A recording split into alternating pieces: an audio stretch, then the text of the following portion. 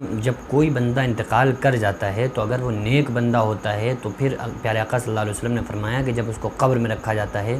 اور اس سے سوال و جواب ہوتے ہیں تو وہ بندہ صحیح صحیح ان کو جواب دیتا ہے فرشتوں کو، تو آواز آتی ہے کہ اس بندے نے صحیح جواب دیا، اس بندے نے سچ کہا، اس کو جنت کا کپڑا پہناؤ، جنت کا بچھونا بچھاؤ، جنت کے دروازے کھول دو، تو وہ عیش سے قیامت تک قبر میں رہتا ہے۔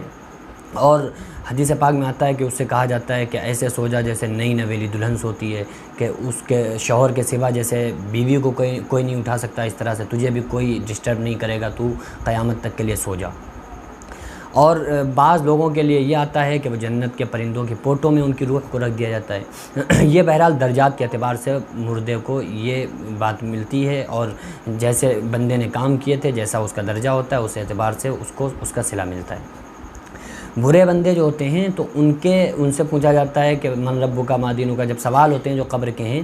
تو وہ جب سوال کے جواب صحیح نہیں دے پاتا ہے تو پھر ان کے ہاتھ میں بڑے بڑے گرزے ہوتے ہیں۔ حدیث میں آتا ہے کہ اگر وہ پہاڑ پہ مارا جائے تو پہاڑ مٹی ہو جائے، تو پھر وہ قیامت تک ان کے اوپر چلتے رہتے ہیں۔ وہ اتنا خطرناک چیخ و پکار کرتے ہیں کہ حدیث میں آتا ہے کہ اگر مردے کی چیخ و پکار کو جو اس پر عذاب ہو رہا ہوتا ہے، اگر اس کو دنیا والے سن لیں تو کانوں کے پردے پھٹ جائیں، تو پھر وہ قیامت تک عذاب میں مبتلا رہتا ہے۔ اور جب ایک بار فرشتہ اس کو گرزے سے مارتا ہے تو وہ 70 گز 70 ہاتھ زمین کے اندر گھس جاتا ہے، زمین پھر اس کو باہر نکال کے پھینک دیتی ہے، پھر فرشتہ اس کے ساتھ یہ کارروائی قیامت تک چلتی رہتی ہے۔ اب جو لوگ یہ کہتے ہیں کہ رمضان میں جو الوداع کا جو جمعہ آتا ہے تو اس میں وہ مردہ اپنے گھر والوں سے کیا کہتا ہے کیا نہیں کہتا ہے، تو دیکھیے یہ سمجھ لیں کہ جو اچھے لوگ ہوتے ہیں تو اگر وہ کوئی بات کہنا چاہیں تو اللہ تبارک و تعالیٰ اگر چاہتا ہے تو ان کے گھر والوں کو اس کی طرف سے کوئی تسلی دے دیتا ہے، نیک لوگوں کو خواب کے ذریعے سے کچھ حالات اگر اللہ تعالیٰ چاہے تو بتا دیتا ہے۔ لیکن برے لوگ جو ہوتے ہیں تو وہ اپنے حساب و کتاب میں مبتلا ہوتے ہیں،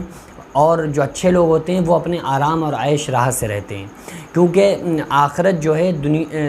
دنیا جو ہے وہ آخرت کی کھیتی ہے، انسان یہاں بولے وہاں کاٹ لے۔ جیسے انسان یہاں کام کرتا ہے ویسے ہی اس کے ساتھ قبر میں سوال و جواب کارروائی ہوتی ہے، ویسے ہی قیامت کے دن بھی اس کے ساتھ کارروائی کی جائے گی۔ بہرحال یہ تو اللہ کی مرضی و منشا ہے، یہ کوئی جو لوگ سمجھتے ہیں کہ بھائی اس دن مردہ کچھ کہتا ہے یا کچھ کہتا ہے، ایسا کچھ نہیں ہے۔ مردہ